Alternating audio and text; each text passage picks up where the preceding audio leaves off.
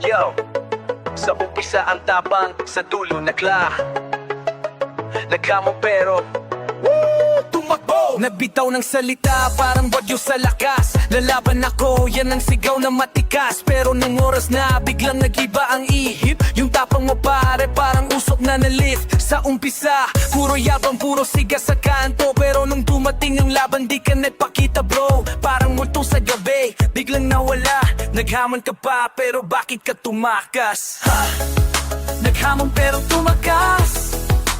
Tapang mo parang bula, biglang naglaho. Pumasok sa hangin at naglayas. Naghamon pero tumakas. Puro salita lang pala.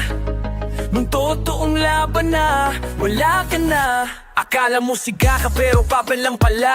Matapang sa bibig pero puso'y marupok na. Kung tunay kang lalaki di ka dapat pumaatras. Pero ikaw yung tipo na naghamon tapos sumatras. MP1 sa kanto, yan ang sigaw mo kagabi. Pero nung dumating kami, asan ka na sa tabi? Natago sa dilim, parang pusa na duwat pare. Next time mag-isip bago magyabang. Naghamon pero tumakas.